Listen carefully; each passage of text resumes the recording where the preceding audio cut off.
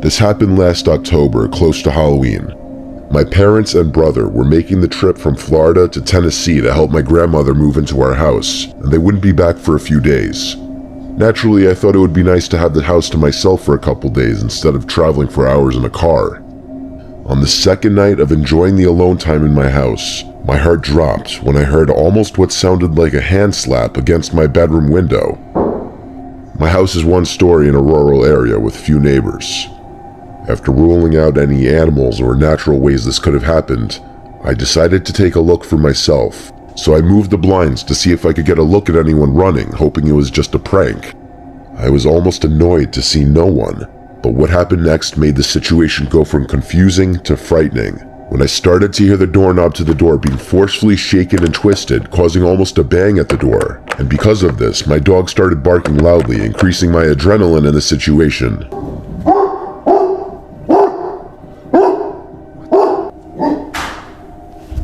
Thinking it could still just possibly be a prank by one of my few friends that knew I was alone, I began recording a video on Snapchat to send to my friends so that I could maybe confirm it was one of them. The first video starts with me standing a few feet back from the door to see if I could record it being moved again, and eventually I try to record outside the glass doors. The video ends when I'm terrified to hear behind me that my screened-in patio back door was just forced open. Before I could even turn around, my phone drops to the floor. I send the first video to my 3 friends. Whoever this was behind my house still couldn't get inside, but it was freaking me out knowing they weren't afraid to try. I wait a few minutes, and 2 of my friends send snaps from their homes, claiming their innocence and asking to keep them updated.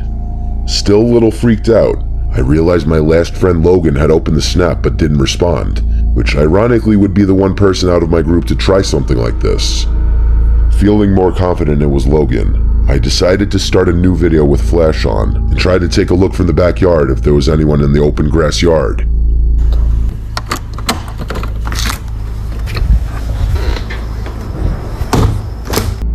After making sure the front door was locked, I walked out hoping Logan would pop out to try and scare me. I checked behind some bushes and scrap wood on the side of my house, but instead I was greeted with just darkness and quiet. Only after 15 seconds of walking outside, I was immediately uncomfortable with the situation I was putting myself in. My fears got the better of me, and I decided to just go back inside.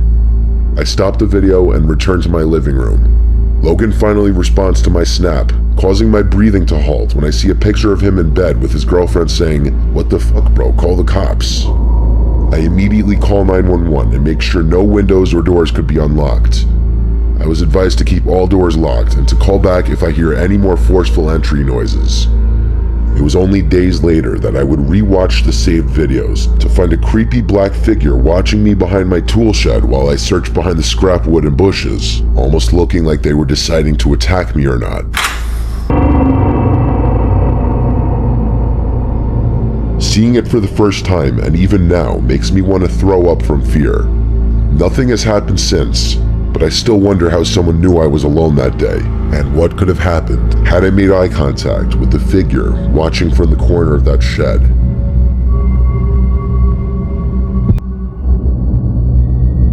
I'm a 17-year-old boy living in a small neighborhood in the Midwest of the United States. The neighborhood I live in is a tight-knit community, one where everyone knows each other and is usually friendly towards one another. My street is a small cul-de-sac with 3 houses on each side and 1 at the end. The cul-de-sac itself rests on a small hill. At the bottom is a lake surrounded by forest and other houses. It's not a very dense forest, but it's far away from any densely populated city, and it gets very quiet at night, with the exception of some dogs barking, a late-night driver, and on rare occurrences, you can hear a coyote in the distance. One night at around 2 a.m., both my mother and older brother, whom I live with, were off in their respective rooms, either sleeping or just keeping to themselves. I too was about to go to sleep, and at the time was just resting and watching a YouTube video in bed. A few videos in, I heard a strange sound coming from across my room. It was a sort of soft thud as if someone had lightly tapped the wall across from my bed. I wasn't alarmed when I first heard it, figuring it was my cat Spot coming to sleep at the foot of my bed. I sat up to see what he was doing, but he was nowhere to be found. In fact, there was nothing in my room that was out of place or that could even make such a noise. However, I didn't hear the noise again, so I went back to YouTube, and after a while, completely forgot that it even happened. That was until I heard another noise. But unfortunately for me, this noise was not a quiet thud or tapping sound. It was much more unsettling. Coming from outside, in the direction of the lake, I heard loud screeching sounds. I thought it might have been some kind of animal, but it sounded eerily similar to a child crying, or maybe even screaming. I opened my window to get a better listen to what I was hearing, and took a recording to show my friend. By this point, I was starting to get a bit freaked out, so I went to my brother's room to see if he heard it too. I was hoping that maybe it was all in my head, and that I was just tired, but no, he heard it too. The friend I sent the recording to agreed it was creepy, and sounded like either an animal in pain or a crying kid. The more I thought about it, the creepier it became. If it was an animal in pain, why haven't I ever heard a sound even remotely similar to this in the many years I've lived in this house? It didn't sound even remotely similar to a fox, coyote, or any animals I know about, and this forest isn't big enough for an animal much bigger than that. And if it was a child, why was it alone, screaming and crying in the woods in the middle of the night? Then there was that thud that I heard from earlier that night. Was that somehow connected, or is it simply a coincidence that I heard two creepy sounds in the matter of minutes? I haven't heard any kind of noises like that since, and by that I am glad. But to this day, it still creeps me out that none of us could truly figure out what could have created those sounds. I live in an apartment in a two-family house. I'm on the lower level. The owner of the house, Rob, lives upstairs sometimes, but he has multiple houses, so he's not really here that often. Rob and I are pretty much friends by this point, so he tells me when he's going to be gone for extended periods of time. During the time of this story, Rob had told me he'd be gone for 2 weeks out of state. He told me this so that I would know that I could put both my cars in the driveway. I spend a lot of my nights in the living room reading. My level of the house has access to the back door and the deck outside, so you can probably guess where this story's going. I was reading my book on the couch in the living room by the lamp. Complete silence in the room aside from the night crickets outside. Just the way I liked it. When bang. There was quite literally a bang on the glass of the sliding back door. I obviously jumped out of my skin.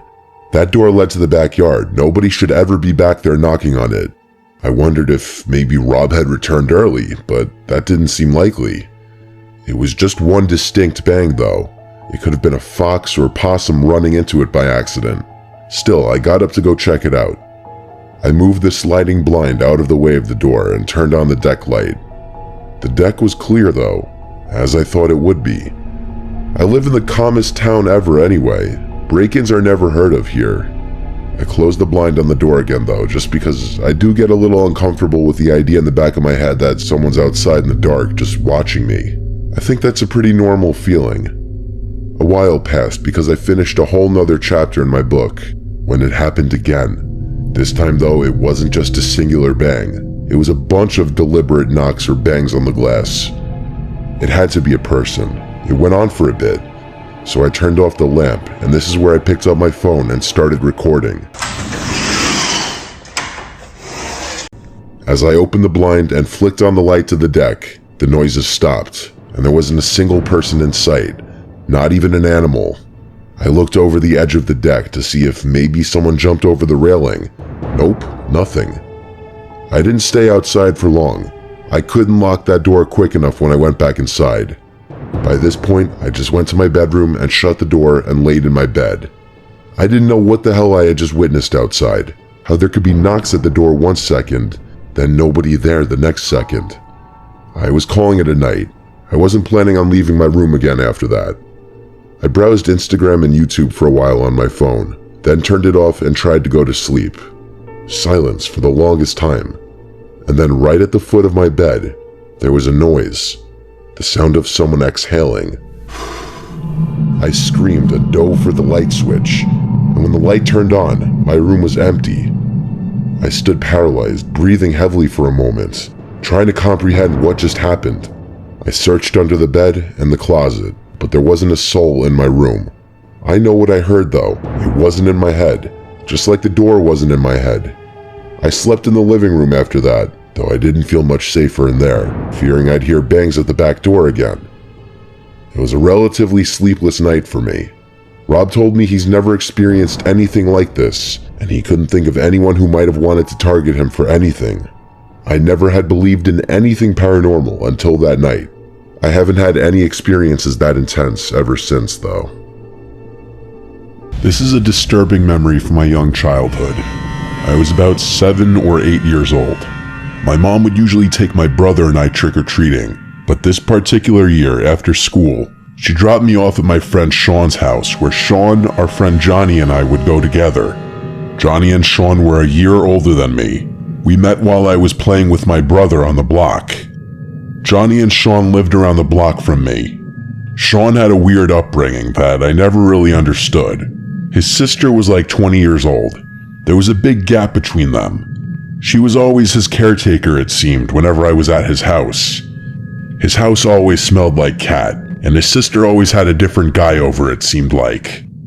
His sister was always cold to me, in the sense that she'd never acknowledge me or say hi or anything. Sean's dad was never in the picture, and his mom, I believe, was always working out of town, I guess. I only met Sean's mom a few times. We never really stayed in touch for long enough for me to figure all this out. Anyway, my mom dropped me off at Sean's, expecting that Sean's mom would be trick-or-treating with us. After saying goodbye, I went into his house. Johnny was already there. We all had big pillow sacks to fill with candy. This was around the time that I learned that neither Sean's mom nor sister were coming with us to supervise. I was young, so I sort of felt slightly uncomfortable knowing that Johnny and Sean would be leading the way. But at the same time, I felt a sense of excitement that we'd have more freedom. I knew for a fact my mom would not have approved of us going unsupervised, though. So, eventually, we were off into the neighborhood, walking around doing our rounds door to door. Quite a few people asked if we were alone or where our parents were, and Johnny would always be the one to use the same lie, that his mom is up ahead with his sister. It worked every time. This was on a Friday, so we didn't get to start at trick-or-treating until around 5 o'clock. But we didn't have school the next day, so we intended on going until our pillow sacks were completely full. We took a break after a couple of hours and went to Sean's, where he heated up a bunch of frozen pizzas. At the time, I was so jealous of the apparent freedom he had in his house, not having parents who cared about what he did. But looking back now, I count myself super blessed to have grown up in a household with 2 strict parents. After we hung out at his house for an hour and watched Halloween specials on Nickelodeon while eating pizza and candies, Johnny eventually was picked up by his mom. But Sean and I wanted to keep going, so we eventually headed back out for round 2. It was dark out now, and it had to be past 8 p.m. There were a lot less trick-or-treaters now. We tried to go to certain blocks we hadn't gone down yet, which meant straying further away from Sean's house. We found a block we hadn't touched yet and continued knocking on doors. Some houses didn't answer at this hour, and mostly everyone else had a comment about us being alone or how it's getting late. We noticed a man pushing a stroller a couple houses down behind us. He was walking very slowly in our direction, probably a dad trick-or-treating for his young child. As we continued going door to door, the man with the stroller got closer. Eventually, we heard him going shh and singing softly. Eventually, he caught up to us, and he said, "How's the trick-or-treating going, boys?" And we replied, "Good," at the same time. And then he said, "It's pretty late. I'm on my way back to my house. I can give you guys the rest of my candy." Sean and I looked at each other with telling faces, as if we just hit the jackpot. Sean asked what kind of candies, and he said a bunch of bags of different things. He said he didn't get to give much away because he wanted to take his daughter out for a trick-or-treat stroll. He did have a bag dangling on one of the handles of the stroller, which was filled with some candies. The stroller was fully covered by a folding piece on the top, so we couldn't see his daughter. He said she's asleep and he didn't want to wake her up, but he pointed ahead and said his house is just up this way.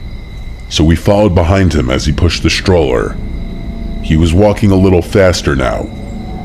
As we walked, I realized there was next to no one else out at this point, Even though it was a Friday night, it seemed like a quieter side of the neighborhood. The man talked to us as we walked, asking us questions. What part of the neighborhood we were from, where we went to school, basic stuff. I let Sean answer most of the questions. Him being even just a year older than me at that age, I felt like he was the one who should take lead. On multiple occasions as we walked, the man would lean into the stroller and talk in a high pitch to his daughter. Then he'd turn back and smile at us. We finally made it to his house. He led us up the walkway with the stroller and unlocked his door. After he opened it, he brought the stroller with his daughter inside first, and then invited us to come inside. Sean led the way, so I followed. I was the one to ask if we could leave the door open, and the man paused and then said, "Yeah, of course." He said he'll be right back as he goes to get the candy bags. He pushed the stroller into the middle of the living room, only about 10 feet away from where we were standing. I nudged Sean because I felt uncomfortable. I whispered, "Why would he leave the candy so far away?" Sean didn't respond. Instead, he turned toward the living room and then walked up to the stroller. He lifted up the folding part that was covering the baby, and he looked disturbed. He hurried back to me, whispering, "Let's go." He was full on running once we got outside, and I followed behind, which was a bit tougher because we had those heavy pillow sacks. I still was confused about what he saw, but just then, we heard a woman's voice yell, "Excuse me." It was one of his neighbors.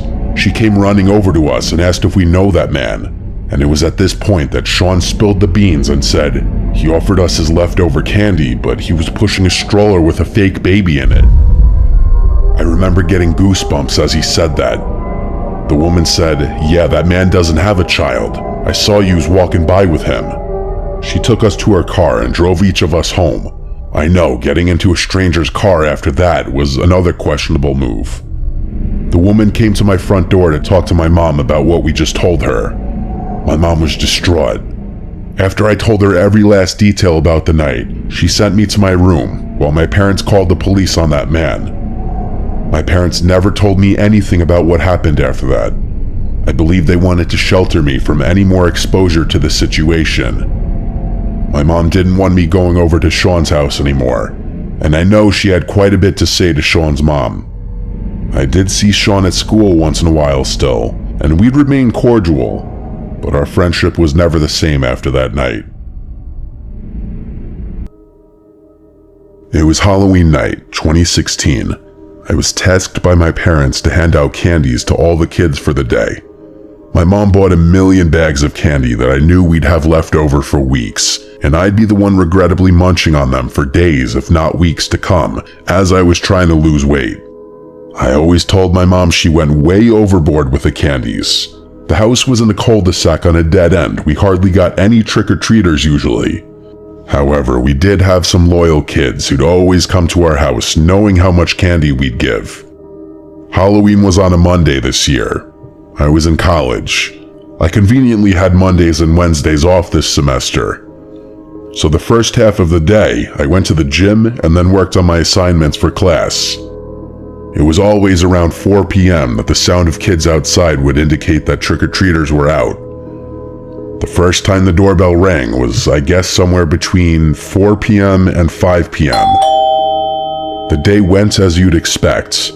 There's nothing interesting about handing out candies all day to little kids and my dog Vito barking like crazy every time the doorbell rang. I'd say from the first trick-or-treater to 8 p.m., there were maybe 10 to 15 total. As I said, that cul-de-sac was out of the way for people to come. It was more effective for trick-or-treaters to pass it and just keep going straight. It being a Monday night, things quieted down much earlier than usual, I'd say. I got enough homework done, I put a dent in my projects, and so I had some of my mom's leftover stew and went to my room to watch Game of Thrones. I was literally 2 episodes in when I heard the unexpected sound of the doorbell. Vito started barking again. I looked at the clock and it had to be like 9:30. This was definitely beyond the cutoff time for trick-or-treaters. I went downstairs to the front door and opened it. On the other side of the glass storm door was a very tall man in a clown costume. with a very scary looking mask. I knew it was a man just based off the frame of the person. He was alone. He waved at me and then pointed at the brown sack he was holding. It looked basically empty. I didn't open the storm door. I just said through it, "Sorry, we don't have any more candy," and slammed the door shut. I locked it right away. I instantly regretted opening the door. I genuinely thought it was just some kid or an unfortunate mother or father who worked late and wanted to get some last-minute trick-or-treating in with their kids. Whoever I just saw on our stoop was not a kid. Hell, it didn't even look like a teenager. The frame of this person was massive, and the clown costume just made him look even bigger. Thankfully, I didn't grab the candy bag before opening the door, so he couldn't see that I was lying. I hovered by the door for a bit just to listen and see if I'd hear footsteps walking away. But not only did I not hear him walk away, he rang the doorbell again. Vito once again started going ballistic. Vito's a rat terrier. His bark is not intimidating, nor would he ever actually defend the home from an intruder. I picked him up and carried him upstairs after turning off the lights downstairs. This was my half-assed attempt at getting him to think I was absolutely never opening that door again tonight. I put Vito in my room and shut the door so he wouldn't keep barking. I stood at the top of the stairs listening, and then I heard through the front door, the storm door being forced open, like there was a loud snap implying that the latch may have been broken from force. I then heard both knocks on the front door, and then the doorknob moving around. At this point, I decided to hide in my room. I was incredibly unsettled. I texted my family group chat about what was going on. No one answered though. Of course. I knew that whoever that was had to get bored. I would have texted all my guy friends asking who it was, but all my guy friends are short. I resumed the episode I was watching. I was truly just trying to pretend he wasn't there. What else was I to do? The doorbell rang once again though. This was a nightmare. I kept telling Vito to shush. I had my blinds closed too. I didn't want that fucking clown knowing what room I was in. I tried calling my dad, but he didn't pick up. I called my brother, who picked up saying he wasn't alone, and I knew that meant he was with a girl. I told him check my texts. There's some guy dressed as a clown at the door and he won't go away. My brother said it's a Halloween prank and to just ignore it. He seemed like he was in a hurry to get off the phone, so I hung up. I hoped he was right. It honestly made the most sense to be a prank. So after a few more minutes of sitting on the edge of my bed, anxious, the doorbell did not ring again. I finally felt safe to relax again and lay back down. I started drifting away slowly, so I turned off the TV to allow complete silence and darkness in the room. And very shortly after that, I drifted to sleep. I don't even think I was asleep long enough to enter REM state and have a dream when I woke up to Tito growling and quietly barking, as he would do when he was waiting for approval from one of us. I told him to be quiet, and he stopped. I looked to see what he was looking at. He was looking at the window. I listened. There was a sound coming from like right outside the window. The slightest thumping sounds, and I could almost swear the sound of something rubbing on the window. My bedroom was on the second floor of the house. It's not like anyone could be outside my window, but I wondered what it was. I got up and pushed open the blind on my window, and boy was I wrong. That man dressed as a clown was at my window. All I could see was that horrific mask on the other side of the glass. He tilted his head as he looked at me, screaming my lungs out. Tito didn't even bark from what I remember, or maybe I just blocked everything else out. I ran with my phone out of my room and to my parents' bedroom, where I locked the door and dialed 911. I was too shook to even cry. My whole body was shaking and my voice was trembling as I spoke to the 911 operator. I must have asked the operator once every 20 seconds to get the police to hurry up. She'd tell me the same thing every time. They're coming as fast as they can. The police got to the house in roughly 10 minutes. They examined the exterior of the house to look for any attempted entry points. All they found was that the latch on the front storm door was broken like I figured, and leaned against the side of the house by my bedroom window was my dad's ladder. That man went into our storage shed outside and found my dad's ladder to use to climb up to my window. To avoid this going any further, I went to go sleep at my guy friend Adam's house.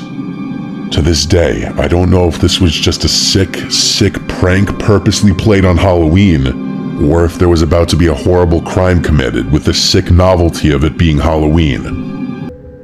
It was late October, Saturday Halloween weekend. I think Halloween was on a Tuesday this year, so the big party night was the Saturday before. My friends and I were still looking for last-minute plans since everything was sold out. Ideally, we wanted to find a house party. We all had pretty funny costumes too, and we wanted to get good use out of them. My friend Kate actually decided to put on her Instagram and Snapchat stories looking for parties tonight. Not something I would have ever done. I'd find that to be kind of shameless and embarrassing, but I was glad she was willing to do it. I was surprised when she texted in the group chat that someone hit her up about a party. Pretty soon after, she sent a screenshot of the details in the group chat. It had an address, start time, and a few ground rules, such as the party would only be indoors, no backyard access, and bring your own booze. It also said must bring at least one girl for every guy. The guy who sent the details to Kate was one of our guy friends around our age who mutually knew a lot of the same people we did. Apparently a number of people we knew were going to this party. The house address was one town over, super close, so between the four of us, we all went to Shauna's house since she had the open crib. We pre-gamed there for about an hour as we all finished up getting ready. We waited till our guy friends confirmed that they were going, then we decided to head over. We called an Uber. We all had our own drinks, varying from Four Locos to White Claws to vodka shooters. The Uber driver was probably sick of us by the end of the drive. When we got to the house, we saw a bunch of cars everywhere. The house was pretty big, a very spacious front yard. We were 4 girls walking in, so surely whoever was throwing this party was gonna love us. We didn't hear any music until we got closer to the door. Then we heard the beating of the bass. I opened the door, and the first room we were in was a cross between the living room and the kitchen. The entire house was very dimly lit, only by a bunch of orange lights hung up, definitely creating a Halloween party ambiance. The place was decently crowded, but honestly, we didn't know anyone. Kate texted the guys we knew to see if they were here yet. In the meantime, some older guy came and greeted us. He asked our names, and he said he's John, Luke's dad. Apparently, Luke was the guy throwing this party. I asked who Luke is, where he goes to school, and he replied, "Oh, he's around here somewhere, you can ask him when you see him." Then he asked us if we wanted to put our drinks in the cooler. He led us into the kitchen where there were 3 big coolers of ice. Each one already had a bunch of drinks in it, so we put some of our cans in the coolers. The John guy seemed like he was 50-something years old, which would make sense if his son was the one throwing the party, but at the same time it seemed slightly weird he'd be so welcoming and involved in such a big party in his own house. He was going around talking to everybody. Well, it seems mostly the girls. He seemed like he could have also been drunk. The 4 of us played beer pong at one of the tables, where some guys started talking to us, so we started playing them. Kate then said our guy friends were on the way, which I was happy to hear. John suddenly yelled my and Kate's names over by the counter in the kitchen. He was yelling shots. My other 2 friends, Shauna and Tracy, looked slightly offended, so I said, "Can we all have one?" And he yelled, "Yeah, sure." So we went over to the kitchen counter by him and all took a shot of tequila. I gagged because there was no lime. I was definitely starting to get drunk after this. It was odd how much the dad of the house was trying to hype this party up. He had this oddly welcoming yet unsettling presence. The unsettling part because he was much older than the generally college-age people here, and he was pushing drinks on people. Then he asked what our poison is. I wasn't gonna say anything until the girls all gave their favorite drinks. John started making a bunch of mixed drinks. In the meantime, we went back to the beer pong table where the guys we were playing were still waiting. I plugged my phone into an outlet just because I was down to like 50%. Then I went back to the game. Mid-game, John came over with 2 drinks for Cade and I, and then he came back with 2 more for Shauna and Tracy. They were all in red Solo cups. He made me a vodka soda. I sipped on it during our beer pong game whenever I had a chance. I was drinking it slow because I was already drunk. After we lost to the random guys, I went to get my phone, only to realize it didn't charge at all. It was still at the same percent. The outlet wasn't working. I didn't feel comfortable leaving my phone on any other outlets, so I just refrained from killing the battery any further. Our guy friends eventually showed up, and it was soon after this point that things quickly became a blur. I mean very quickly. Like 1 second I remember talking with our friend Jeff, the next blacked out. The next thing I remember was my friends waking me up in the car outside my house. I felt woozy. My vision was blurred, my head was spinning. We were in one of our guy friends' cars. One of the guys walked me to my front door and helped me inside, then they all left. I was alone, except for my parents asleep in their room. I felt I must have drank way too much, but I also had a woozy, weird feeling in my head that I'd never felt from drinking. I felt dizzy. I went straight to my room to bed. I checked my phone, and I had some text from a random unsaved number. I opened it, and there were a bunch of texts already. It started with me texting my name, and then they responded, John. Uh-oh. After that, he said, "You look so cute." Based on the time he sent this, it was still during the party. There was a 2-hour gap from then until he texted me again saying, "Where did my favorite girls go?" I was shocked at myself that I gave that man my number. I must have been drunker than I thought. But regardless, I lowered my head onto the pillow and fell asleep instantly. The next morning, I woke up to some disturbing texts. As my head was spinning, I read these sickening texts. After I fell asleep, I got texts from John that said, "Where are you? I'm coming to your house. You left something here." Followed by, "I'm here. Can you come to the door?" Followed by, "Hello, are you awake?" He also tried calling me 3 times. This was all at like 2 a.m. I sent the screenshot to my friends, and this was when they reminded me of what happened. John was all over me as I was increasingly becoming a zombie. My friends started getting concerned, so they pulled me away and we left the party. And just as we were leaving, 2 police cars showed up outside, presumably for a noise complaint. And as we left, everyone took note of there being no furniture in the house. It was just a big empty space filled with people and beer pong tables. One of my guy friends looked up the number somehow, and he told me it was a voice over IP number, which I didn't understand, so he just said it was a fake phone number that John texted me from. He also said that with my number, he could easily find my address. I felt even more sick now. I asked if anyone ever met his alleged son, and everyone said no. We were starting to think there was no son, and when Shauna suggested he might have roofied me, it made so much sense.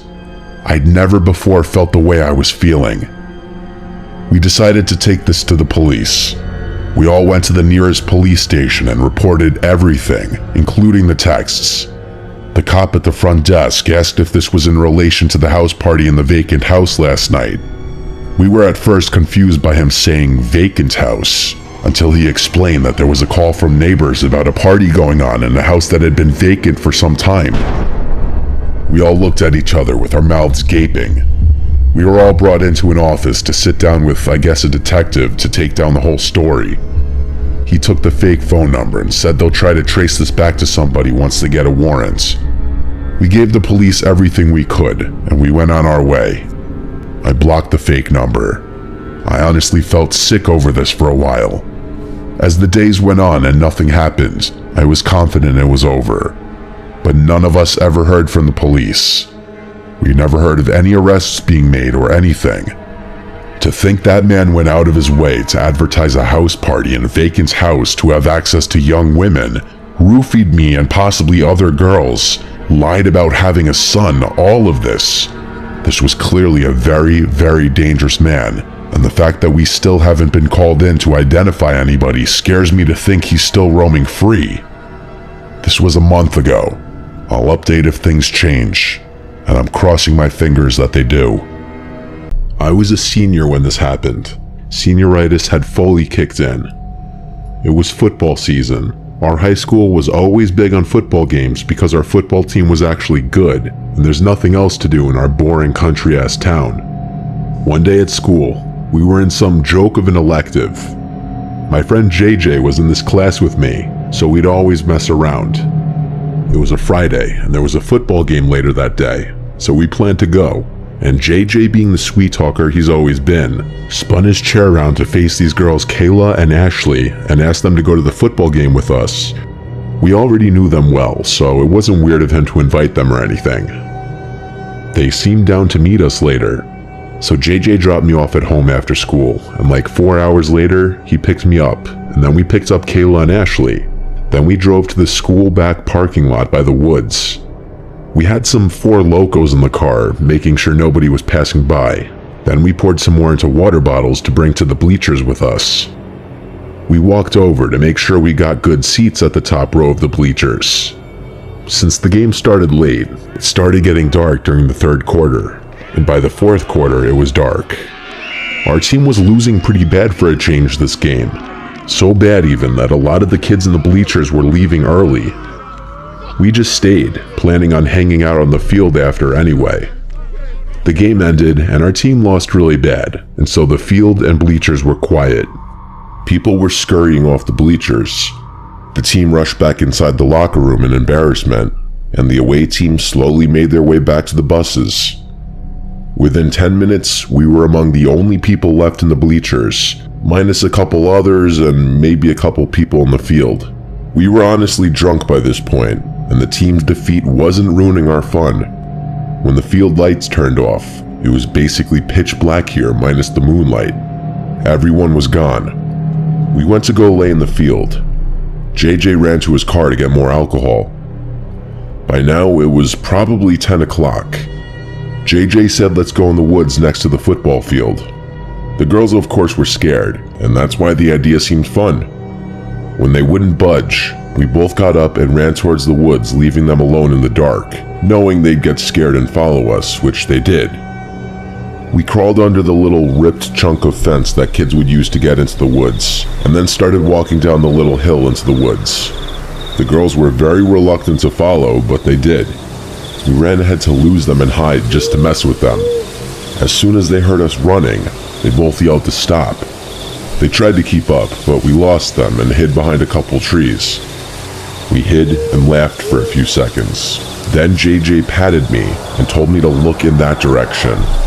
And though it was dark, we could see, perhaps only because of the moonlight barely finding its way through the trees, a towering black figure, maybe 15 feet away from us, standing between two trees.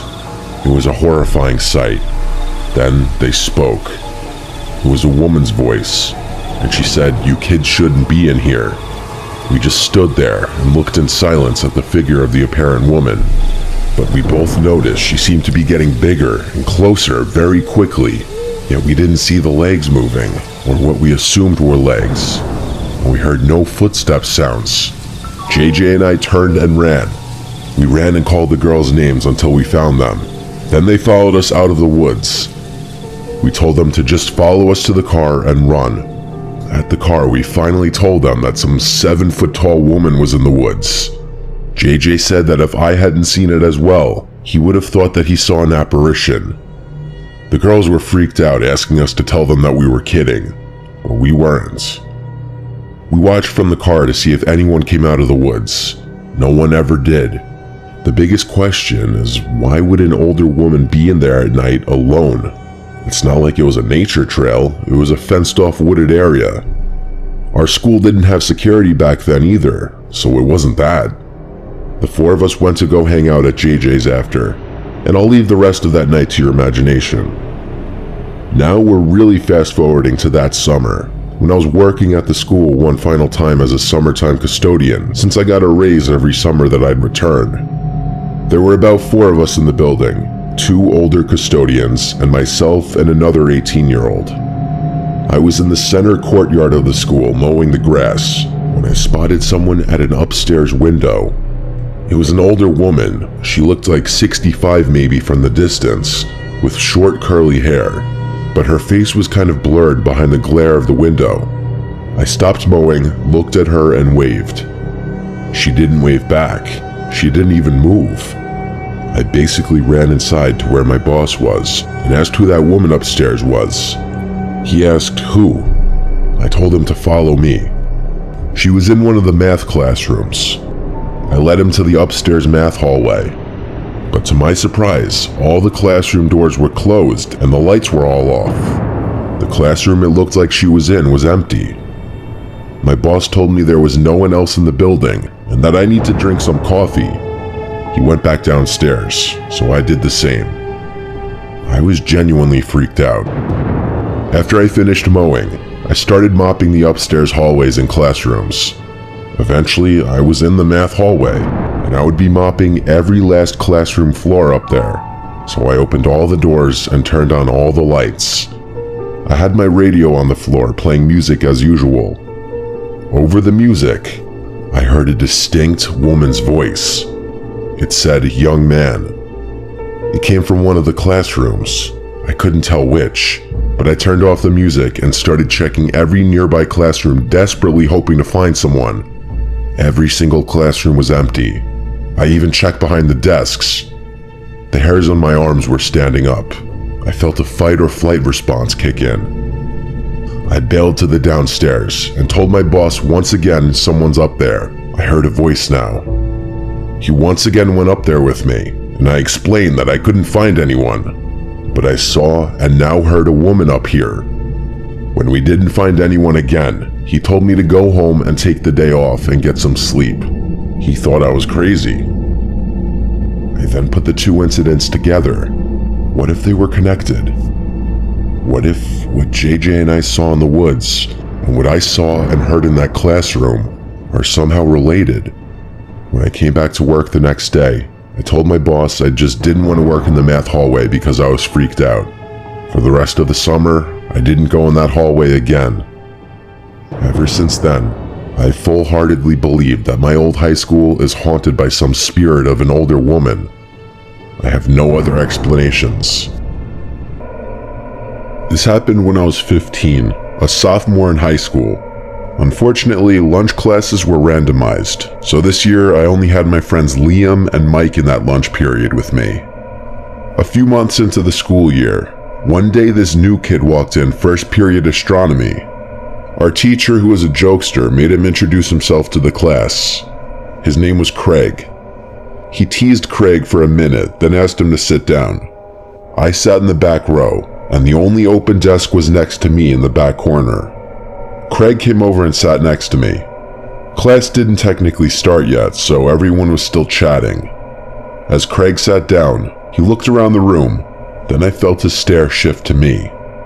I turned and we made eye contact, and he nodded his head and said, "What's up?" I said, "Hey man, what's up?" He introduced himself, so I gave him my name as well.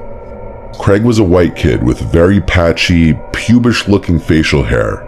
He wasn't attractive, but he wasn't butt ugly. He just looked like a somewhat average guy. He was making small talk with me, and I was being nice because I could imagine how rough the first day at a new high school could be.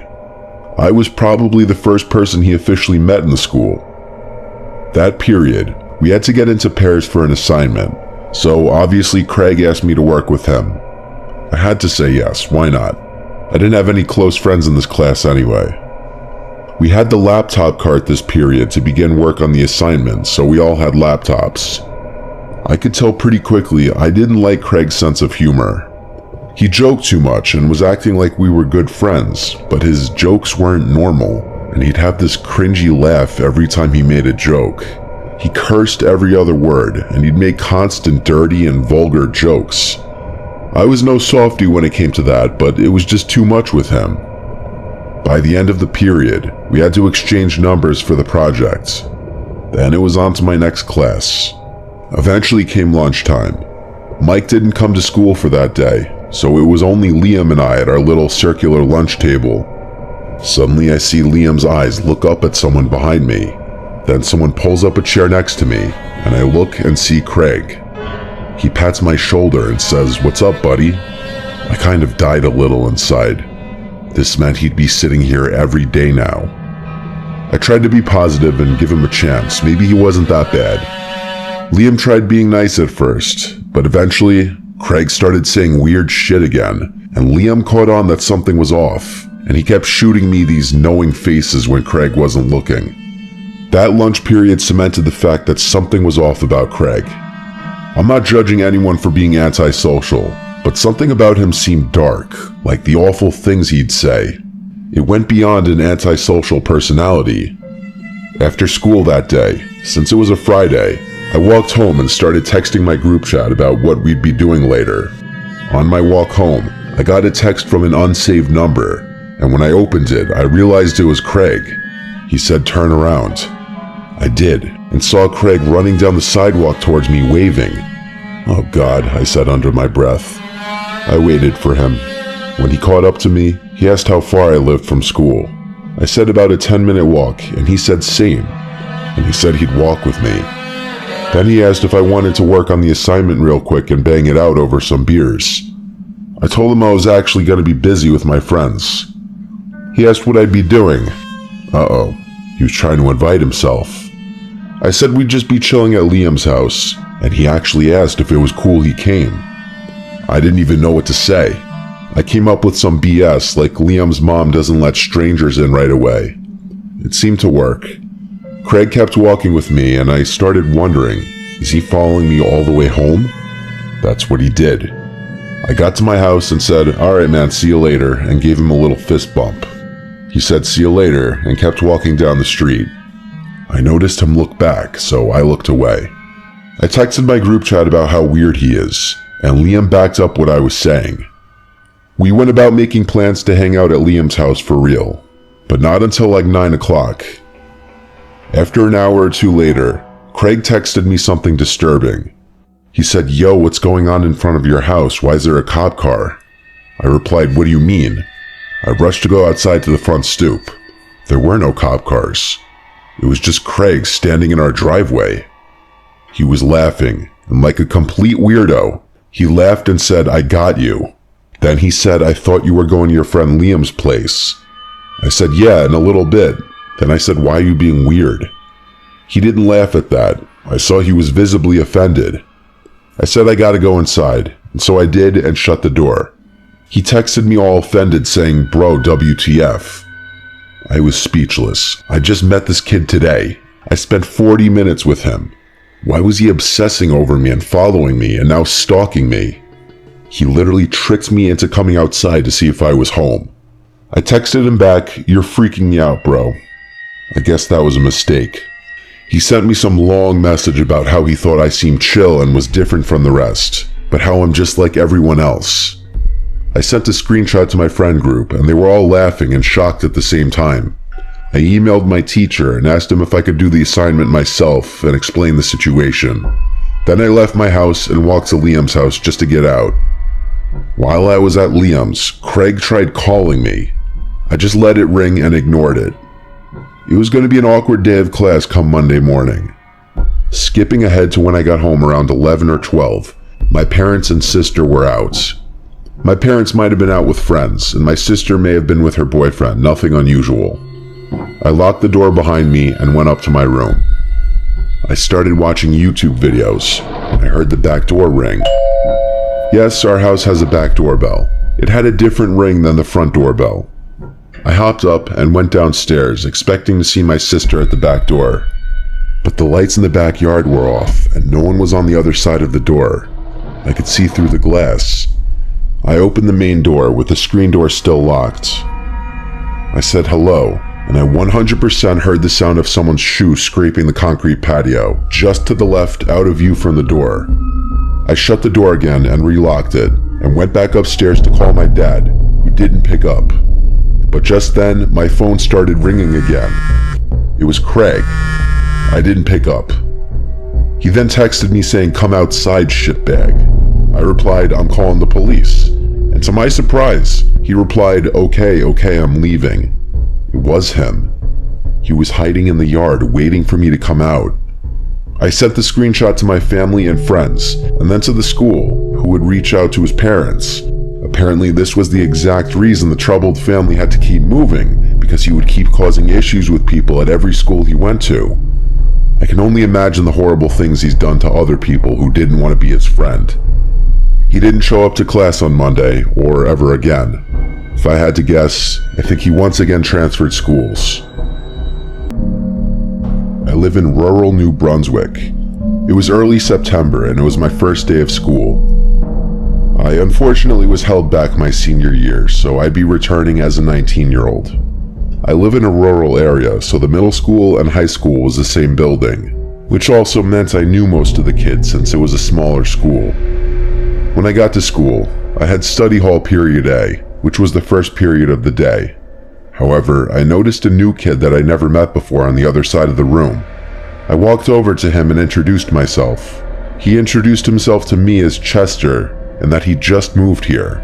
I showed him around the school and showed him where his next class is. As I was giving him a tour of the school, I noticed he seemed a bit off. As I was showing him around, he began to ask me questions. At first they seemed normal, like how long I've been at the school or where our classroom was, but then he asked me some questions that seemed more strange. One question he asked stood out the most. He asked for my address and snap. I was completely thrown off by this because I found it off to ask that. I ended up not giving him my address, but I thought why not to give him my snap. I gave him it and went on with my day. When the last period of the day came, I had English class. When I got to it, I noticed that there were only about 9 kids in the class. I was in the lowest level English class, so I wasn't expecting a lot of kids to be in my class. I took my seat, and that's when I looked 120 degrees behind me and saw that Chester kid eating a disgusting sandwich. He stared at me from the opposite side of the room and gestured for me to walk over to him. My English teacher, Mr. Bass, was about to start class, so I ignored his bullshit and went on with the class. 5 minutes later, I looked up from my book, and I noticed Chester again staring at me. This time he was more pissed off looking. Again, he gestured for me to walk over to him, and again, I continued reading my book. Then my phone pinged. It was a Snapchat message from Chester. He said, "Follow me." I replied, "I can't, we're in the middle of class." Next, I saw him get up from his table and ask Mr. Bass if he could go to the bathroom. He then walked out into the hall. I wanted to see why he wanted me to follow him, so 5 minutes later, I asked Mr. Bass if I could go to the bathroom as well. I then walked out into the hall. I didn't know where he went, so I looked down each hallway, and eventually I saw him. He was walking really slowly about 50 feet away. I stayed at a distance behind him so that he wouldn't know I was there. He then turned down a hallway in the school that wasn't really used for classes and was more for storage, bathrooms, and offices. I then saw him open a door. He walked inside and shut the door behind him. I walked over to the door he walked in and recognized it to be the door that led to the school's basement. There was no way in hell I was going down there. I just casually went back to my class. When I got back, my phone pinged. It was him again. First, he sent me a message saying, "Why didn't you enter the basement?" He then sent a picture of him eating a disgusting sandwich in the basement. He sent one more chat asking me to walk down into the basement. By now, I was getting creeped out by the kid, so I replied asking him to leave me alone. I then removed and blocked him. When I got home, I immediately started on my homework. By the time I was done, it was about 11 p.m., and I was home alone. I was putting all of my homework away. Just then, my phone received a notification from Snapchat. Someone added me as a friend. It was from an account called "Why Didn't You Enter the Basement?" It was him, so I blocked it. Then a couple minutes later, I got another request. This time the account was called "Why'd You Block Me?" I blocked that one, and then another one came. This one was even more ominous. It was called "I Know Where You Live," followed by, "I'm right outside your house." And just then, I heard a window break downstairs. I immediately called the cops and told them what was happening, and the operator said find a safe place to hide and lock the door. I then hung up and went into the hallway closet. I heard footsteps move from downstairs to upstairs. I cracked open the closet door and I saw him. At the end of the hallway in the dark, I saw Chester. It didn't seem like he knew that I noticed him until he turned his head to look at the closet, but it didn't seem like he knew I was inside. I didn't close the door, but I hid deeper in the closet. Chester then went over and opened the door. I was hiding behind a large container while he struggled to find the light. He eventually gave up and I heard his footsteps fade away downstairs. Seconds later, the police knocked on the door. I immediately opened it and told them what happened, but by the time they arrived, Chester was gone and there was nobody on my property. They found out that he escaped through a window in my basement. I gave the police the accounts and they said they'll do their best to trace them. The very next day of school, I went to the principal to report Chester, but the creepiest thing was what he told me. My principal said that there was nobody in the whole school named Chester. There were no records of him ever having been a student. I got chills. The camera footage was checked, and it turned out that he snuck in through a back entrance of the school and blended in with the other kids. I never saw him again at school, and I never heard from the police. But to this day, I still think about why he wanted me to go into the school basement. All I can say is that was probably the most dangerous person I'd ever met. And I don't know what his intentions were.